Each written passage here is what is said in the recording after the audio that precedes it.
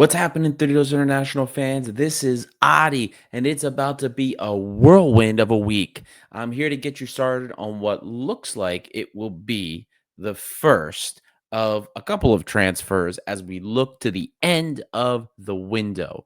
The end of the window is coming for the top leagues very soon, and Olympiacos has to finalize their squad before they submit the European list, which is only a couple of days away from the time of recording. So Olympiacos is going to be getting the list together. And in the meantime, I'm going to be talking about what looks like it will be the latest addition at center back, a player being purchased from Fortaleza for about a 4.5 million euro fee plus a 1 million euro bonus for 70% of his rights. He's expected to sign a 4+1 year deal. Now let's get into it. We're talking about this guy right here, Gustavo Mancha, 21-year-old center back from Fortaleza in the Brazilian league, left-footed center back, extremely important, and we'll talk about that later. He stands at 1.9 meters. That is 6'3" for the Americans, 74 kilograms, 163 pounds. Not a small guy by any stretch of the imagination here. He's a pretty big boy. Now, Gustavo Mancha's profile is that of a ball playing center back. He's calm, cool on the ball, does not cave easily under pressure, happy to get forward with the ball at his feet, dribble at opponents, even in advanced positions.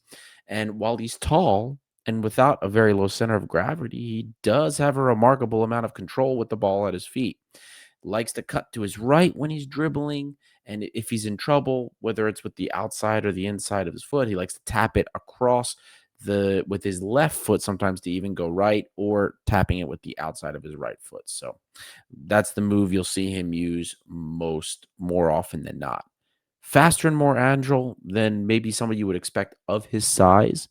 And he looks incredibly lean. Like when you see him, it doesn't look like there's an ounce of fat on his body, at least in the tape that I was watching. So it does make him quite difficult to be dispossessed. Since the beginning of the summer, center back has been one of the priority targets of the club. Panos Retzos and Lorenzo Pirola, we all know, are our undisputed starters. But we need a solid backup, a third choice option, you can call it, or the backup for Pirola, a left-footed backup, just like Pirola, so that we can have some balance in the central defense here. And what most people wanted was quality for Champions League. For many of us, this meant getting a more veteran option at the center back position. The club in the end decided to go for a 21-year-old center back that has never played European football. Is this the correct calculated risk? Well, we're going to talk about it. I'm going to present the data, I'll present you the facts, and then we'll come to the conclusion at the end of everything here. So let's get started. So we're going to start talking about goal creation. Now I'm going to change things up a little bit here, guys. So here I'm showing you all of the data together. This is the entire bar chart with his percentile data of all the stat categories we went into. Now, by your requests, I am breaking it up. I'm breaking the charts up, each chart on its own, so that it's a little bit clearer to read for you. So, starting with goal creation, we have the goal creation stats right here in front of you. Always start off with this, even though for center back, it's not the most important aspect of what we want. We don't really care necessarily about his goal scoring ability, but we're still going to talk about it. And for Gustavo Mancha, there's nothing in terms of professional goals in his career yet. He does have a handful of goals that he scored in the U20 and U19 leagues for Barmeras, but all of them came off of corner kick scenarios. Only one was a header that he won over another defender. Interestingly enough, he really does not have a lot of shot creating actions with his headers. For his height, you would expect that to be the primary form. No, not at all. Despite his height, he had more shot opportunities with his feet than his head. Resourceful with his feet. He can get scrappy on rebound opportunities. He can dribble around a couple players here and there. If he gets a ball in the box, he will take a touch and then rip a shot, but he looks quite useless in the air if he needs to contest against someone. So you're more likely to get something out of him from a shot from distance by or dribbling against somebody than from him actually winning a header off of anybody in front of him. Now, assist volume, like his goal volume, is lacking in the professional sphere. In the U20s, he had a couple of great long balls that kicked off restarts, connecting with forwards for a goal. There was a couple of lovely balls like that. He did have a single opportunity off of a corner I saw where he dumped a ball very short to his teammate. That was for a goal. I'm actually surprised that compared to other center backs in Brazil, he doesn't have a better standing with respect to his total assist volume. While his key pass volume is average, he creates some very nice scoring opportunities from deep. And we see this indicated by his high overall XA, his high overall expected assists. The way he picks out forwards from the deeper position is exactly the type of thing that David Carmo could do for us. And it makes him a very nice alternate option for Jose Luis Mendilibar. We've seen Panos Rezos do similar as well. Mendilibar wants our center backs to be able to play the ball quickly and directly out from the back on restarts. This helps us spur the counter or a quick transition. It's something that Gustavo Mancha can do. He's quite accurate at picking his teammates out in stride, and even if they have a modicum of speed, he can get them into some pretty dangerous areas. A very interesting prospect for us to have, definitely from deep. Up next, we're talking about passing and build up. And Gustavo Mancha, I've already talked to you a little bit about his dribbling ability, his comfort on the ball. Even at his age, this guy is comfortable, as we say in the States, quarterbacking possession for the team. He's comfortable being the guy, the focal point, distributing the ball back and forth. Similar to how we see Panos Rezos doing it for us now, Gustavo Mancho has done it on many occasions for Fortaleza. Even in high press situations, his dribbling ability really he's super comfortable just dribbling out of the back, getting out of 1v1 situations. More than likely, he'll play the ball one touch to get out of some of these situations, but he likes to get forward in these advanced positions. He likes to assist with the ball, assist with the attack. He doesn't get punished a lot, despite in many occasions, it seems like he gets way too far forward. Didn't get punished a lot for it, surprisingly. But that's also because he's quick to recover. So little quicker than what a guy like David Carmo tends to be. But I was a little bit alarmed with how far forward he got. In Greece, maybe it's not so bad, but it did strike me as something that we could be exposed on if he's not careful. Funny enough, he's also not afraid to make his way out wide and build up. I watched many phases of play where he would get the ball wide, way wider than center backs normally would. And he even takes a player on to take it down the byline, get a cross in, or take a player on and get a shot or try to play somebody in. It was really cool to see. I mean, in this respect, Mancha represents a multifaceted and incredibly versatile piece of the possession puzzle. And at such a young age, too. It's awesome. In a way, he's like a younger and taller Retsos. The way he likes to move at the ball and dribble at people. We've seen Panos Retsos has been a leader in the Greek league for progressive carries, carrying the ball forward. I think Mancha, if he's allowed the space to do that, could do the same for us. Now, with respect to how Mendilibar plays in this system, Mancha seems like a perfect fit for what we ask of our center backs in possession. Now, there was a lot of concern when we first shared Mancha's data about his very low pass accuracy compared to other center backs in Brazil. Now, this is due in no small part to his extremely high volume of long ball attempts.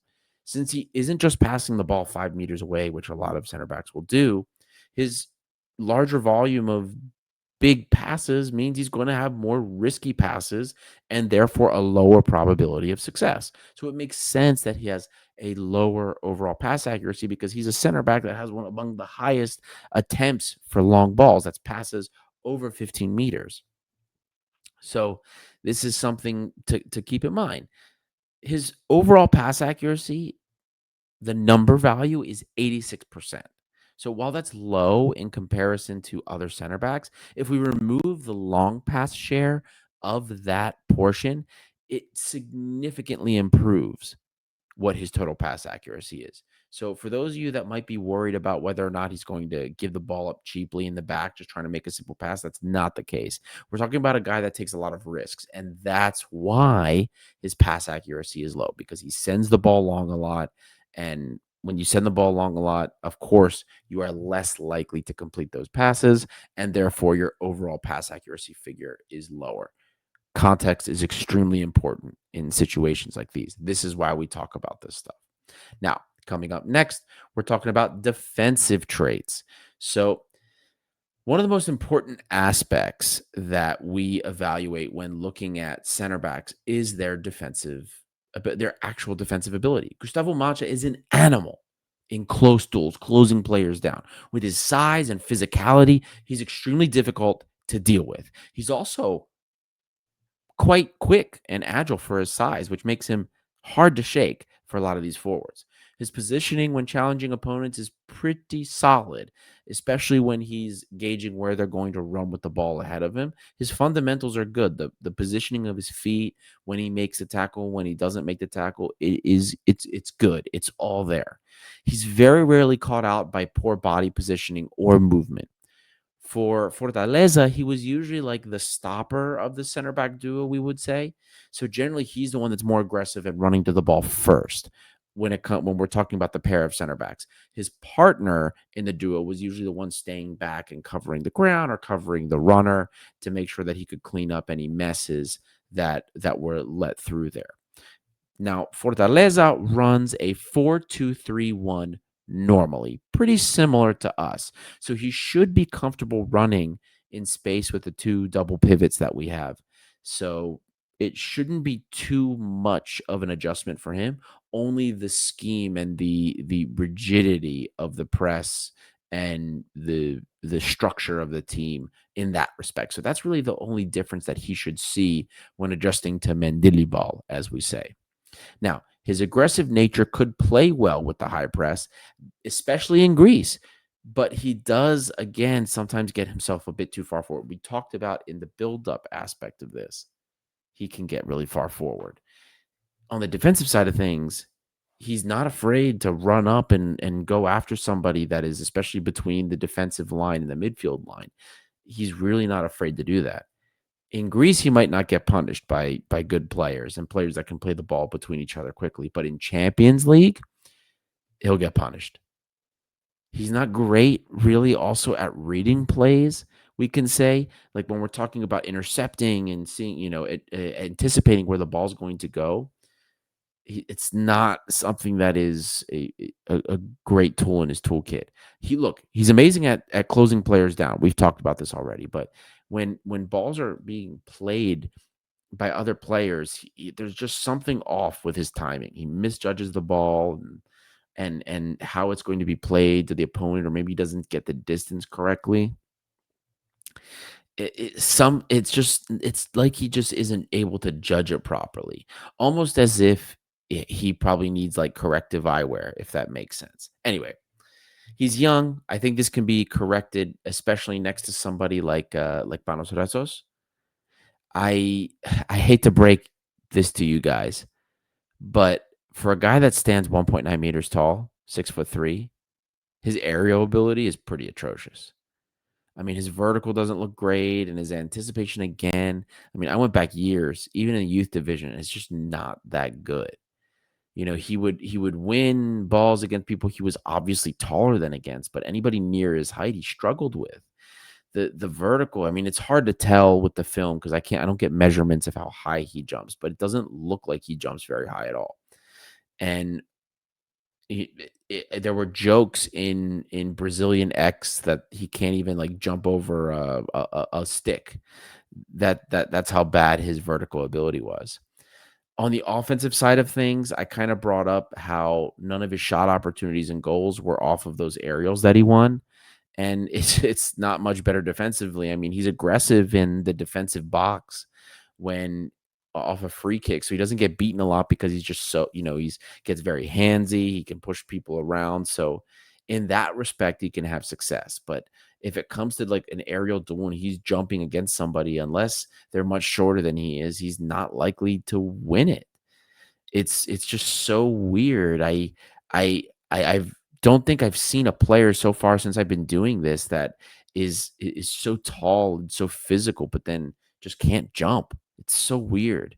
And it's not something that I think I've ever seen before. Now, coming up is the comparison. Now, since Gustavo Mancha is replacing David Carmo, we're going to take a look at the Angolan center back and see what we see.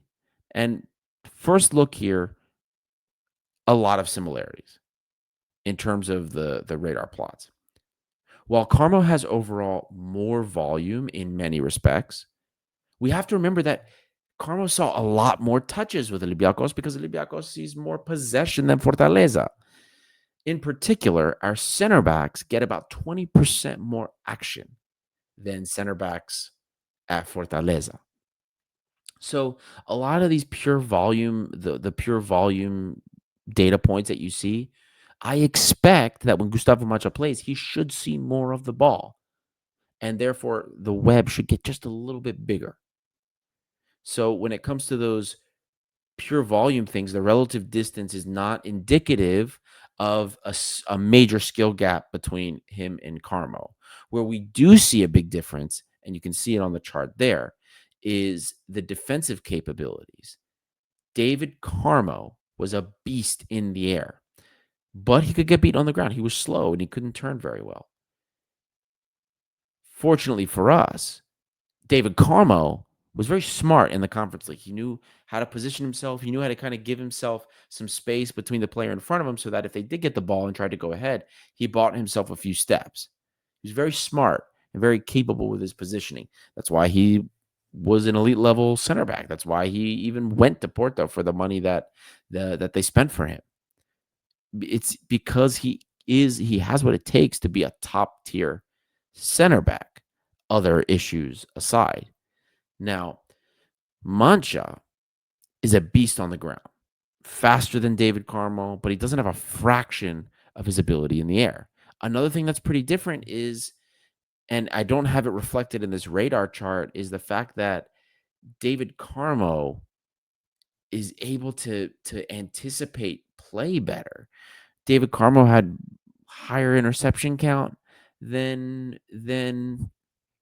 Gustavo Mancho did.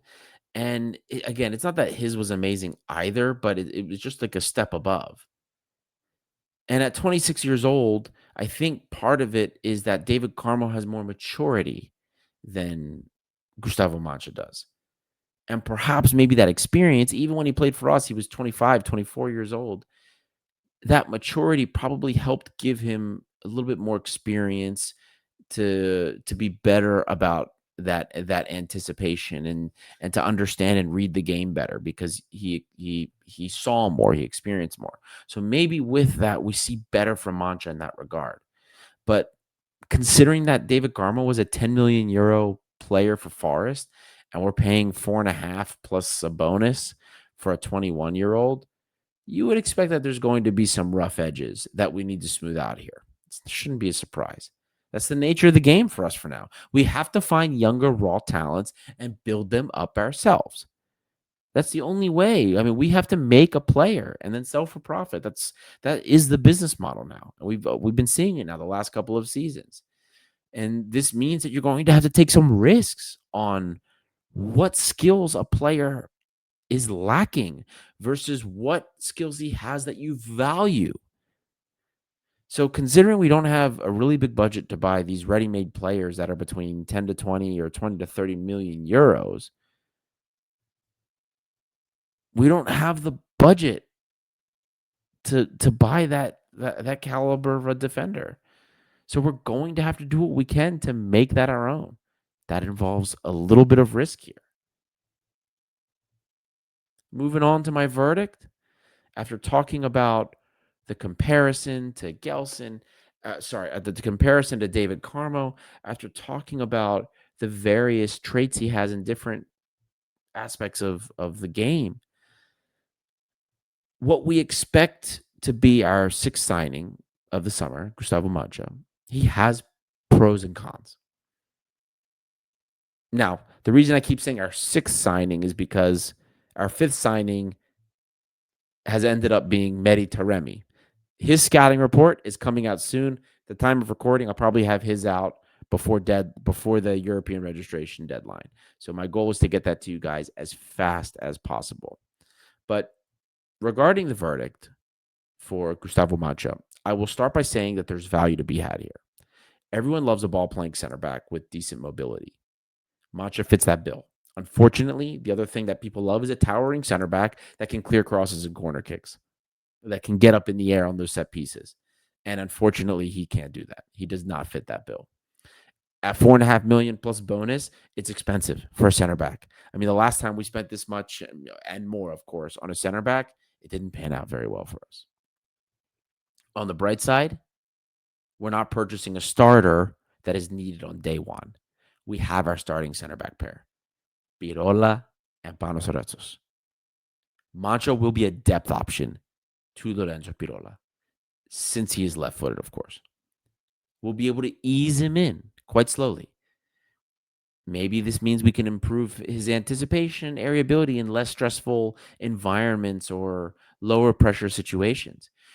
It's especially because it's not just a transition in play style here. We're not just, he's not just moving team to team. He's moving from continent to continent. We're transitioning from South America to European ball. And as we all know, we've gotten players from Argentina and Brazil that did not transition well. The biggest one I can think of recently is Maxi Lovera. Maxi Lovera is one that couldn't do the transition for us. So, all that being said, I'm definitely not confident enough to give this player a two thumbs up. Can't do it. But I do see the value proposition in the player. The ceiling is high in terms of his potential. Ball playing center back, relatively agile, aggressive. Fundamentals are there, especially when it comes to his positioning, moving, when players are running at him. All of that is great. But the things that we will need to work on are his aerial ability. And that's what we need to make sure has to be improved. And I believe that it can be improved. I'm not sure how well we can adapt his ability to anticipate the ball in the air. I don't know how you can teach that so well. I'm not quite sure. I think that's timing that he has to learn on his own. But that being said, I think the risk reward payoff is great for us. Sure, maybe it'll be difficult for him to anticipate the timing and stuff for those balls in the air, but the interception issue, learning from his counterparts, learning from Mendeleev, he should be able to at least be better about how he should be thinking and where he should be looking. That kind of stuff is teachable. The rest might be a little bit more difficult. Now, at his price tag, 4.5 plus a 1 million bonus, I do give this transfer a thumbs up, at least a single thumbs up, considering he's a backup option. While I'll agree with all of you, or that everybody that's at least brought this up to me before, while I'll agree with you that he's not the same caliber yet as David Carmo, we don't need him to be. Keep an eye on him in the future. He may surprise us. I'm not expecting super impact, especially in the first half of the season. But I do see somebody that maybe as the season, as he's getting more reps, he's had a few appearances, somebody that will represent a very good prospect. And all he's going to need is one or two very good games. And his passing ability will make him seem like a more valuable player than Lorenzo Pirola, assuming that happens. So keep an eye out on him. I think you guys might be excited by what you see from Gustavo Mancha. I hope you all learned a little bit about Gustavo Mancha, at least more than you did before seeing the scouting report. I hope you enjoyed it. This is the fifth scouting report of the summer on the player that we expect will be the sixth signing. Mehdi Taremi, at least one more scouting report because I'm going to get him done. Daniel Prudence was reported as well. I am not giving you guys a scouting report on him. Third time around, you guys know what he's about.